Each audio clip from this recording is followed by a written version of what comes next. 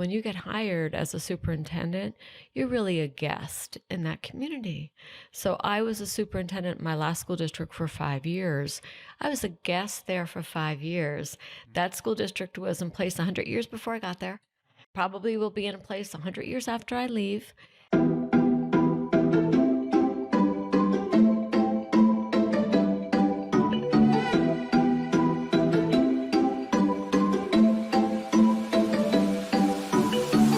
Welcome to the Amplified Whole Health Podcast, where personal and organizational health meet. I'm your host, Justin Collier, and my goal is to bring you insightful interviews with business owners and leaders from a variety of different industries. We'll be talking about employee development, leadership, company culture, and quality products and services and how they drive success in business. Thanks for joining me, and let's get started.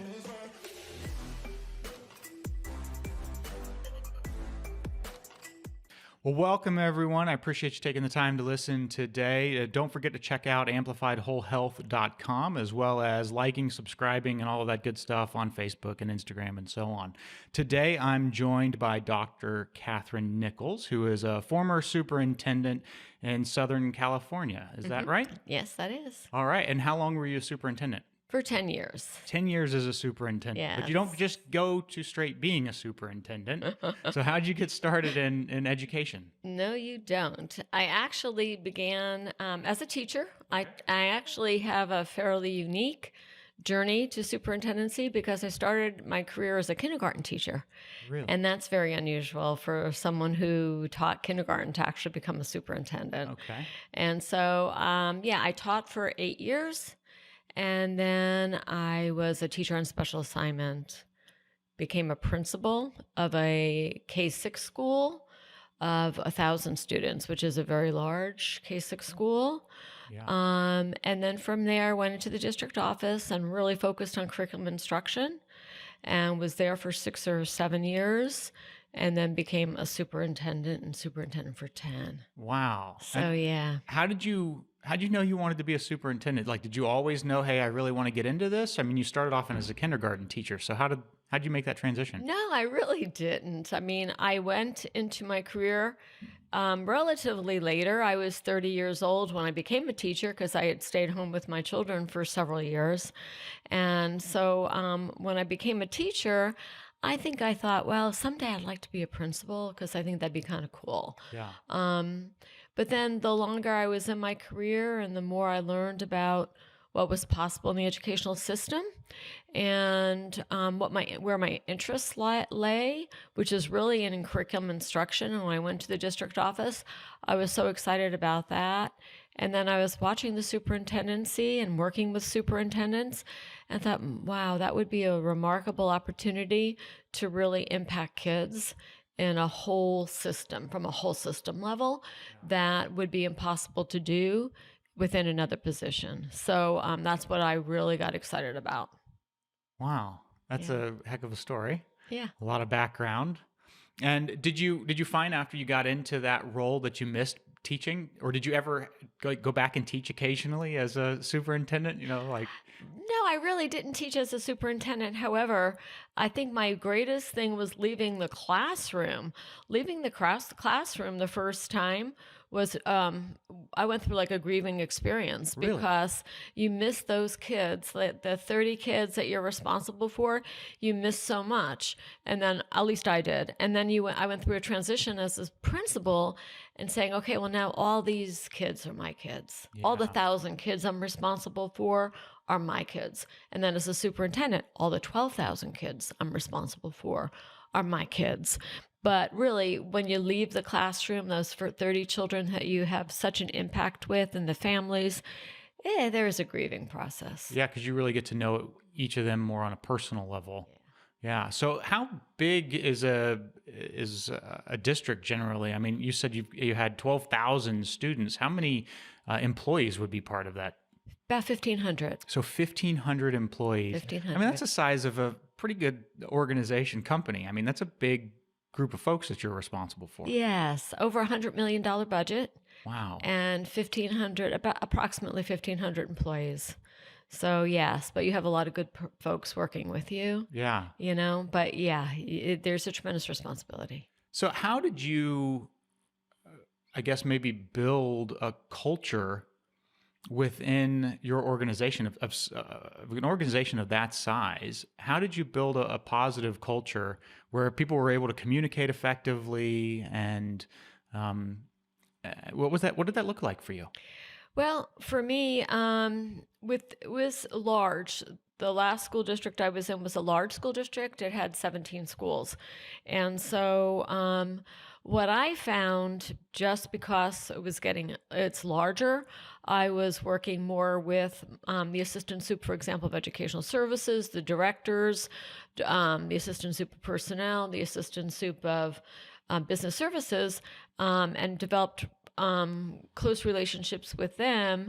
And then we would have principals meetings very frequently, and would be a part of all of the principals meetings. And then I would go out to visit with all the principals and walk the schools on a regular basis. So that way I was in the classrooms and got to see what was happening in the schools, have individual conversations with administrators, the principals and assistant principals, doing walkthroughs and visits to keep my so that I was really aware of what was happening in the school district. Yeah. But one way we really did formulate our thinking was we really branded ourselves as saying creating extraordinary futures. And so what I found as a superintendent, it was really important to set the tone or the direction of the school district. And the children we were serving, we had more than 65% of the children on free and reduced lunch, primarily students of color. And I felt this really burning desire, passion, hope that we would be creating extraordinary futures for every child we served.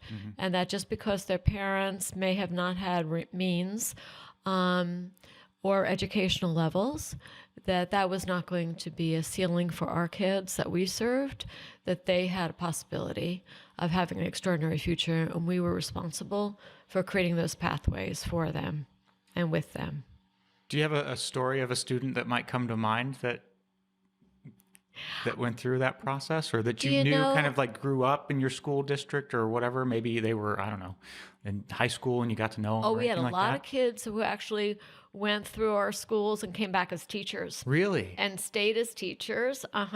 We even had principal come back and assistant principal come back who went through the schools and came back and became teacher and then assistant principal and principals. Wow. So that was really neat. That is really neat when that happens, because then you're going deep into the community and you're making significant changes.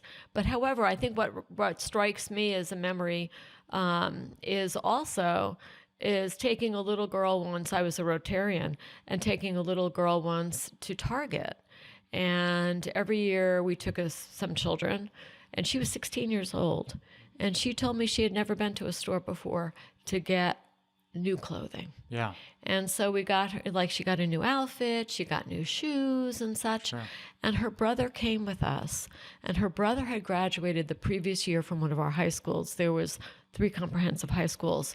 And from one of the high schools, and he was so excited, but he was a little jealous because he never had that opportunity. And he wound up bussing tables when he came out of high school. And I thought, you know what? We need to be doing better with making sure the kids have skill sets that will make them employable when they graduate. And so from there, we really focused on creating alternative pathways for the kids so that they could, for example, get the preliminary skill set, for example, to be welders, carpenters. And so we created those pathways for the kids so that they could have something marketable when they graduated, and even work as a welder if they want to go to college. But at least they would have a skill set rather than just a high school diploma. So that's really fascinating. That one experience for you in some ways shaped, it sounds like, your leadership style and your strategy for what the school district would look like. Is you saw this opportunity or this need that people needed to have an opportunity to have a specific skill set outside of just, hey, I've got this diploma. I can actually go and be employed somewhere. Right. That's pretty wild. Yeah, it was exciting. Really exciting. We actually created a school within the school district that provided 4 pathways for skills, and then students could go and be part of comprehensive high schools, but still get those skills. So it was pretty exciting. Yeah. Wow. Well, Yeah. thanks for that story. Yeah. Well, I would like to come back maybe to a culture for just a moment. You mentioned that you've got, this large district. How many schools total did you say? 17. 17 schools. I mean, I think about that as having 17 very unique individual locations that are probably all very different in, I don't want to say that the way that they're run, but maybe in the way that they operate or think. I don't know. How does that look from a district perspective when you have 17 schools, and how do you keep everybody kind of aligned? It's a really good question. Each of the schools are unique. I mean, in one of our schools, we had preschoolers. We have 300 preschoolers, and some of the children were deaf and hard of hearing. And so that was a very unique school. And then we had our elementaries. We had 3 middles and 3 high schools, and an alternative high school as well. And so each school had a unique culture that's really positive, and you want that. I mean, you want to have each school to have a unique culture and to love their school and to love their own little micro community within the macro community. Yeah. So that was really important. However, there was overarching goals that we all believed in, and that was where we really use the branding of creating extraordinary futures, because no matter where you were and in what school you were, what do you believe in? What do you think is possible for the kids? What are you going to ensure happens for your children in that particular school that will create opportunities for them to be successful adults? Because even though school districts are rated, if you will, based on student achievement levels when you have them, my perspective was always, what do they do as adults? And what are our long-range successes or failures with the kids as adults? And so that was always overarching for me personally. And fortunately, as a superintendent, one of the big things that folks don't really understand, don't know, whatever, is when you get hired as a superintendent, you're really a guest in that community. So I was a superintendent in my last school district for 5 years. I was a guest there for 5 years. That school district was in place 100 years before I got there. Probably will be in place 100 years after I leave. Yeah. And so it's my relationship with the Board of Education who hires me or lets me go. And the influence that I can have on a school district in order to achieve those kind of goals that are most beneficial to students. Right. Wow. I think that's a great way to look at it, that you're a guest. You're there at their invitation. Absolutely. Absolutely. Wow. And it's for a period of time. That's great perspective. Yeah. I think one that many leaders could learn, that we're all in some ways a guest. Guests, yeah. I think that's a really great word. Well, let's maybe talk a little about employee development. You have all of these employees that range in skill sets, right? You've got these elementary school teachers, and high school teachers, and then you have employees that are doing maintenance and any number of different things. How do you effectively develop them to further their education or capabilities? Well, that is always a challenge. When we talk about the folks who will provide all the support services, then we're really talking, that's what we would be calling our classified personnel. Then you would be looking at the different leaders within the classified personnel division, to ensuring that those, whether they're school secretaries, if they're doing accounting, if they're custodial support, if they're doing the yards, then you're looking at the individual supervisors for those different components of the district to ensure that those folks are getting the skills that they need. And so sometimes what we would do is, when we were doing training for the certificated personnel, we would provide opportunities for classified as well to do training that way. The certificated personnel would be our principals and our assistant principals and our our administrators. And so with those folks, what we usually did, and it varied depending upon what the needs were and what we saw in terms of the data of student achievement, we would identify particular areas that needed additional support, for example. So perhaps we were looking at as lessons and our lesson development and how we were really teaching. Were we giving the kids information beforehand to set up lessons? Were we summarizing at the end? Were we actually giving them opportunities to practice the skill sets? And sometimes we just focused on lessons and lesson development to make sure that we really were delivering good, solid lessons to the kids, and we weren't lecturing them to death Sure. or just having them do worksheets, or not asking questions, not asking open-ended questions that would provoke different kinds of thinking and responses. So it would depend upon what we were seeing in the classrooms and what the needs were, and what we saw would drive the professional development in any given time. And did a lot of that development, maybe a principal would come to you and say, hey, we're really struggling in this area, or we need some additional skill sets in this particular area, and that's how that would be communicated? Or is it because you were there and touring a school, as an example, that you would pick up on a this? little of both. I mean, sometimes the administrators are saying, gosh, we're really struggling with, or we had a new adoption of a math program, for example, and folks are going, holy crow, I have no clue. Like, how am I supposed to be teaching this? This is totally different than what we've ever taught before. So we would do something like that. Yeah. And then some of it's observational, when you're going through walkthroughs and you're seeing things, and then other could be just student achievement data, and the kids are really struggling with reading comprehension. And so what can we do differently with reading comprehension in the schools to help the kids so that when they're reading, they're actually learning and internalizing what they're learning about and can respond effectively to it. So it was probably a myriad of indicators. How important is measurement in your role as a superintendent? Being able to measure something and then be able to make decisions based off of that data. And I don't mean specifically the kids' grades or scores on tests, maybe. I think that probably plays a part of it. But what other data would you maybe collect that would help you and have informed decisions? It's a good question, too.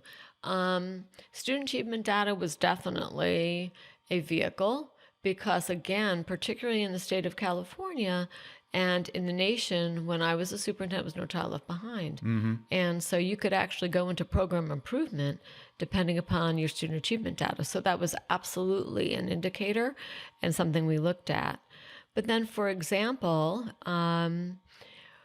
at one time, we did an assessment and analyzed how many students of color were actually in our AP classes, advanced placement classes. And we found that there was a disproportionate number of students of color in our AP classes.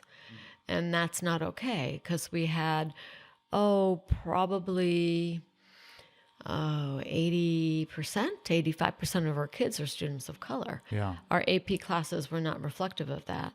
And so we said, okay, so what can we do differently? Yeah. Where are those kids? Why are there predominantly Asian kids and white kids in our AP classes? What can we do differently? And where are our pathways for the kids of color? Is our encouragement? Where are our opportunities? So we're getting a more proportional representation of students in color in advanced placement, because again, that becomes potential gateway for college. Yeah. That's really interesting, because you're not going to find that in a test. No. Like, as far as the data, I mean, you've got to be intentional and strategic about making decisions to go look for that data in specific places. Yeah. It's fascinating. Yeah. Well, speaking a little bit about finding those opportunities and advancing students, what services were you offering as a community, right? As a district? It's not just about education, right? There's all kinds of other things that are going on. There's sports and activities, and there's any number of things that are happening from a services perspective that are offered within the community. Can you tell me a little bit about that?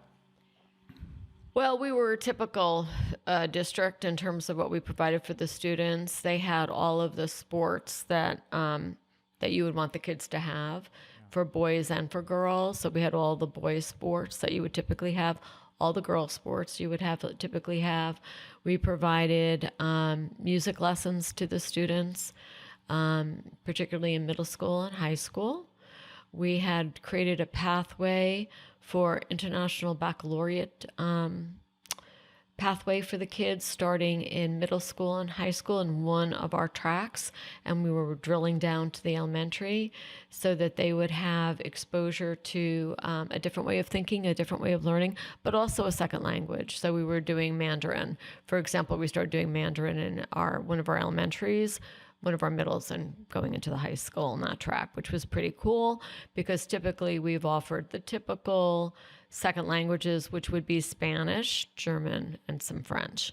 But then we were looking at the Mandarin, which was really neat and really appropriate being on the Pacific Rim where we were in California. So I was excited about that. We definitely had theater and art for the students, and we actually provided, and we started working on that towards the end of my superintendency, was working with parents and families on literacy skills. So we would have parents come in and work on literacy with their computer literacy with their kids and with the families, because a lot of the families didn't have computer literacy. Got it. So we did a lot of that work as well. Well, there's a lot that goes into obviously being a superintendent and managing a district, it sounds like, but it's not always an easy process, I'm sure. And so when you think about the services that you're offering, you're running a company, really. Right. I mean, and so you have a budget and you have to stick within that budget. Yes. How do you make decisions about the services maybe that you would keep or maybe have to get rid of or maybe add? So what would that process look like for you? Yeah, it's different because we're a nonprofit, so we were never revenue generating, which is different because we were really dependent on the state and the federal governments for our financing. And in the state of California, if you are losing enrollment, so for example, if you have an aging community and the students are graduating and the families are still there, but they're empty nesters, you could be losing population, which means you lose funding based on your enrollment numbers. And so you could be in decline in enrollment that way and have less funding every year. And so, we were always monitoring our funding, and you can, if you're in a fairly wealthy community, you can do educational foundations, and some school districts were generating multi-million dollars through their foundations. Sure. My school district didn't have that kind of capacity, so that was not an option for us. So we were really more dependent on federal and state funding. So we would look at it and say, okay, so where can we, if we had to make reductions in services, where could we with trying to preserve our services to the students as much as possible? And so class sizes would go up sometimes. We would make reductions in classified staff if we had to. So we did those kinds of things in order to maintain a balanced budget. And we had to do projections 3 years out on a budget that would show that we would be solvent 3 years out as well. So you had to make adjustments for the current school year and for the years out. While you were doing that, you're balancing too, for example, people's raises, because you can't have everybody in decline in salaries either. Right. So it's like, okay, so how do we take care of our employees, balance our budgets, and maintain fiscal, solvency? So that's always a balancing act. And I'll tell you, that was one of the most difficult things that I had to do when I had to make cuts. That was one of the most one of the most difficult decisions you make, because these are, always easier to release someone who's not a good employee because you figure you've got a responsibility to the kids first. But when you have to cut people because you just don't have enough money to pay for them anymore, Yeah. and they're really good people and they're really good employees, that's pretty dreadful. Yeah. It's dreadful. And that's what you lose. At least I did lose sleep over that. Yeah. Well, let's maybe a little more of a personal question.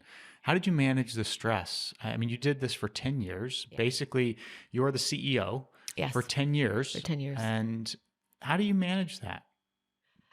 You know what? When I look back on it, my husband and I talk about it, and it was almost like you took a deep breath and went underwater, and you just kept your nose down, and you just kept plowing through it. Yeah. Never look. You just don't look up. When we were on vacations, whenever we took vacations for those 10 years, we always had our cell phones there. We're always responding to anything that cropped up. We were responding to board members, any issues. I remember in one of my school districts, we lost 2 kids in a car accident and had to deal with that, and it was dreadful. You're always a part of the school district. You're always a part of what's happening. And I always felt totally responsible for the children I was serving. And in that situation where we lost those 2 kids, they were actually trunking in the back of a car and flew out of the back of the car. It was dreadful. And so I think what I would say is probably didn't handle the stress very well. And now I'll tell my family I'm pretty stress brittle. I don't want any stress in my life right now. I really want to live in peace. Sure. And just to enjoy my family, enjoy my grandchildren, and just to live, just at peace, because I feel like we did a good job. I feel like one of the reasons, when you asked me earlier about being a superintendent, one of the reasons why I felt I would be a good superintendent, honestly, is because I felt like I would really put the kids first and that my heart was there for the children. And so I've always felt good about that. So leaving that and leaving that behind, I made mistakes. Obviously, that if I had to do it over again, of course, I would change some things. But my heart was always for the kids and my responsibility to make sure I'm serving them. And the people I hired, that's where our heart was for the kids. So I feel good about that. Yeah, you should. Yeah. That's the priority. Yeah. That's what you're there for. Yeah. Wow. Ultimately.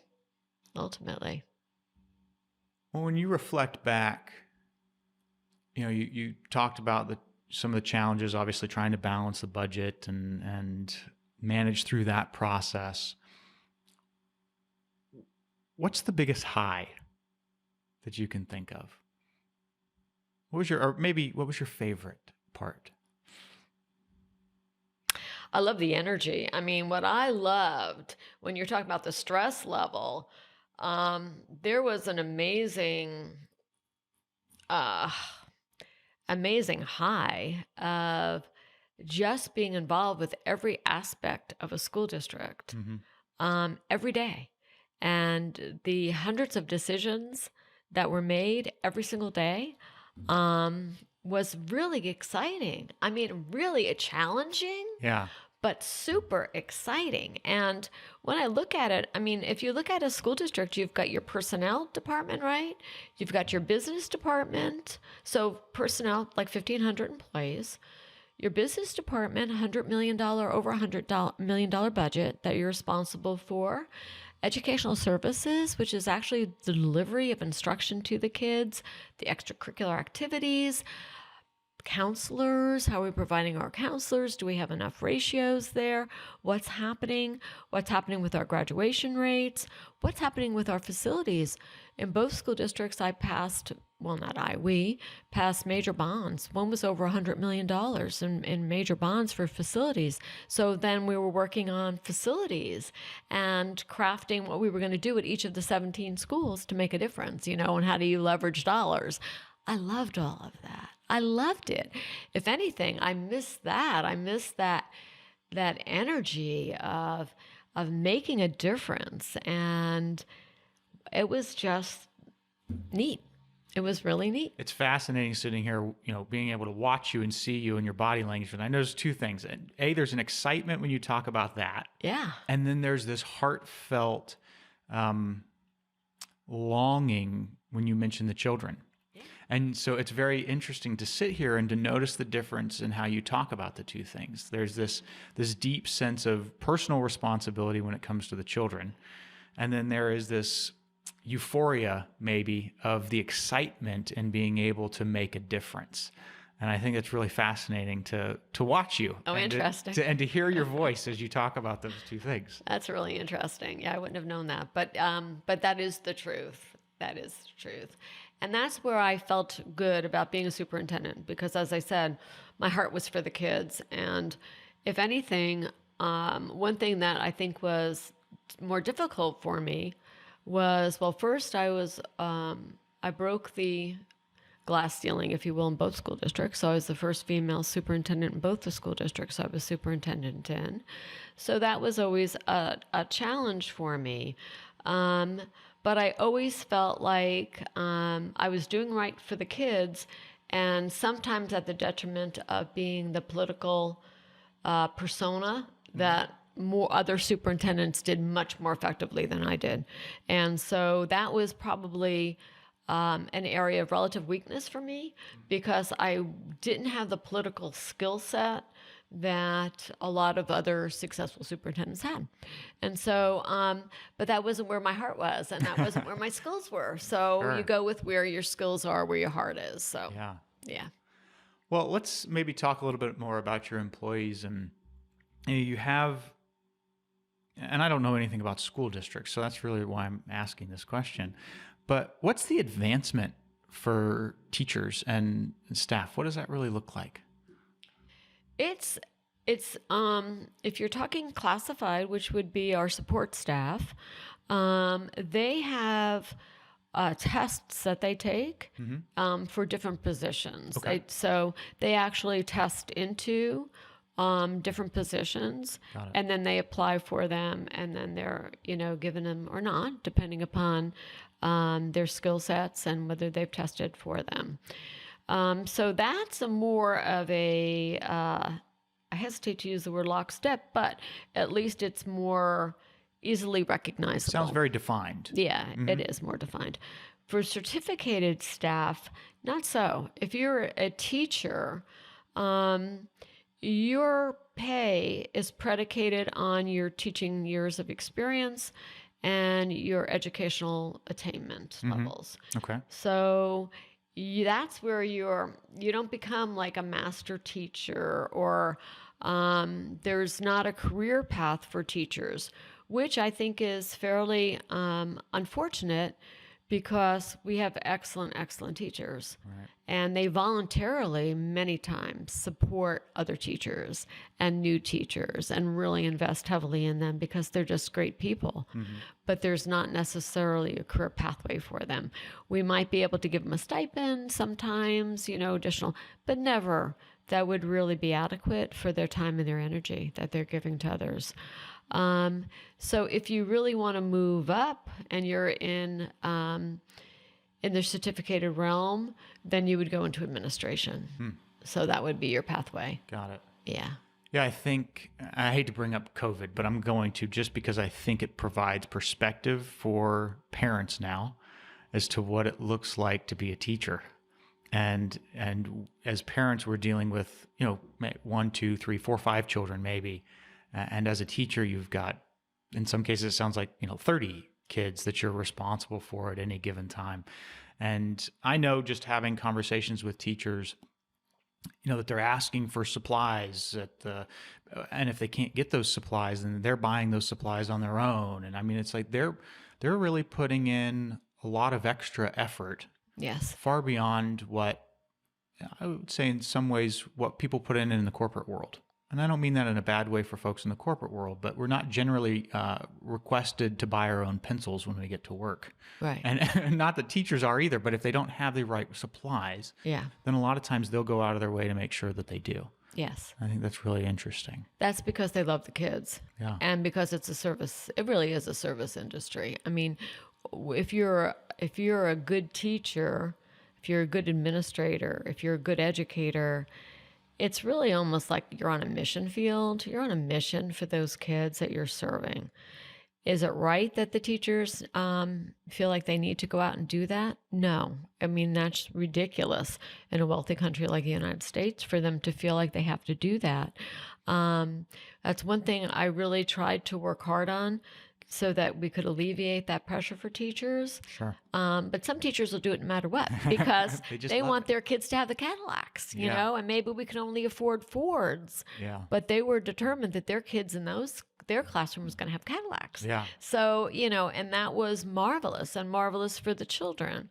But yeah, it's that when you're a good teacher or a good administrator, you go so far beyond what you would normally do, so far beyond 40 hours a Yeah. week. Yeah. Yeah. Yeah. I mean, they're taking it home. They're grading papers at night. They're definitely putting in the work. Yeah. For sure. Absolutely. Well, let's talk maybe a little bit about communication. And, you know, obviously you have all of these different schools, 17 different schools.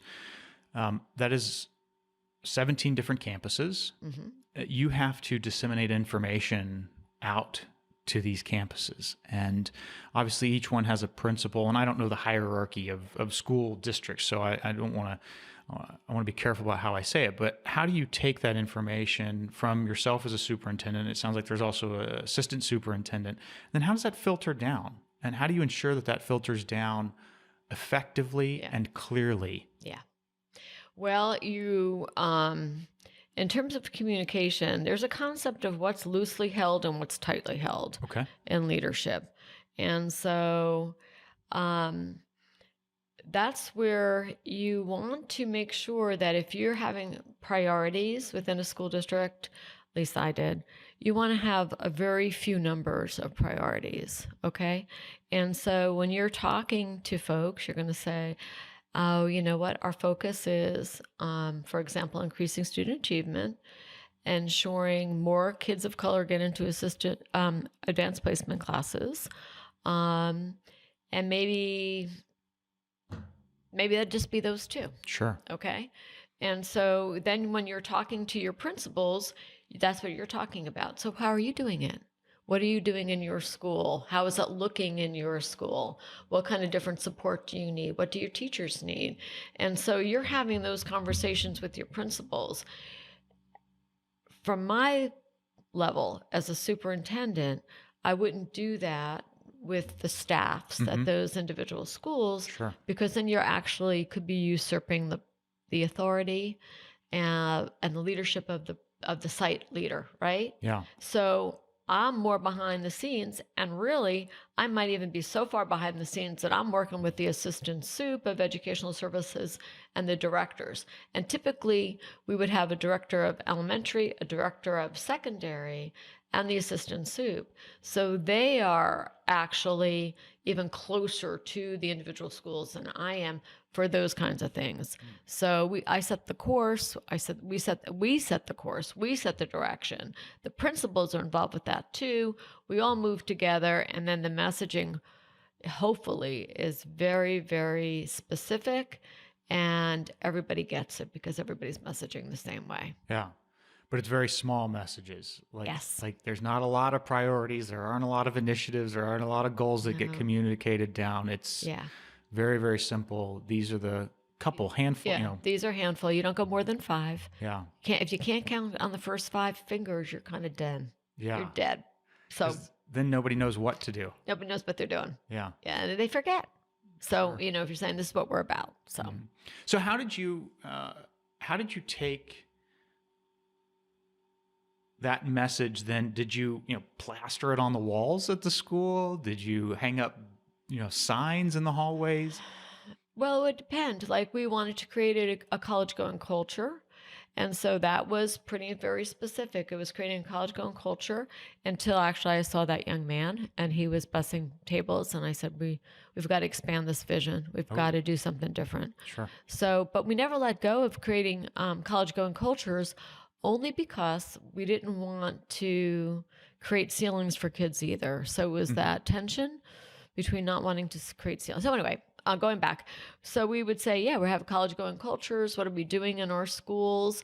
Some of them named their different buildings, different colleges. Some of them would adopt different college songs, just so that the kids had a vision of what was possible other than graduating and staying in their neighborhood, which is fine, but you want to make sure they have a vision of something different if they want to. So that was part of what we were doing. So anyway, college-going culture, creating extraordinary futures, future-oriented, and then specifically how we're going to raise student achievement so we could stay out of program improvement with no child left behind.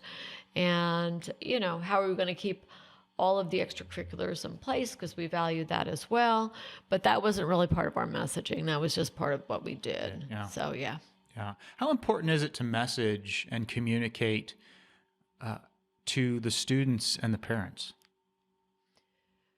From my vantage point, we communicated with the parents via PTA. So I would go out to PTA meetings and talk with them there. Occasionally with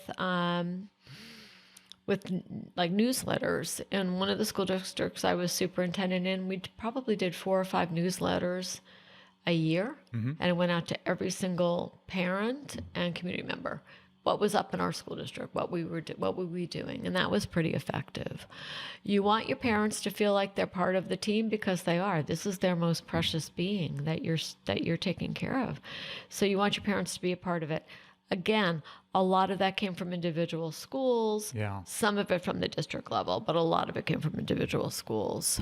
Well, you said something that was really, maybe I kind of caught my attention, which is this element of sending the newsletter out to the community. Because it's not just about the people that are currently going to the schools or people with children at those schools, right? There's a larger community that's at play. Whether those folks have already sent children to those schools or whether they might be having children coming to those schools in the future. Plus, a lot of people make decisions about where they're going to live based off of the quality of education that can be received in a particular area. So I think that communication sounds like it's pretty important. It was very important, and it was very effective in that particular school district. It was a smaller school district, and they were very involved with the schools, and that was a very powerful way. And also, we had gone out for a bond, and so, you're asking people who are seniors, right, who have had their kids in and out, or people who are young people who don't have any children. When you're going out for a bond, you're asking for additional monies to support the schools. And so you want to be able to give feedback to them as to how you're being good stewards of the money they're providing you. So, and that specifically is with regard to facilities, but generally, and what are we doing in the schools? Because they are supporting us, and so they're part of us, and we're part of them. So, yeah, it was very effective.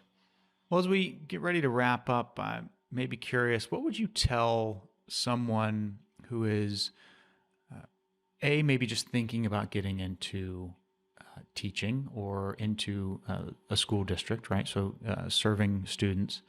So that's the first question. The second question is what would you tell someone who's thinking about administration? So advice for someone who just wants to get in and... Let me think.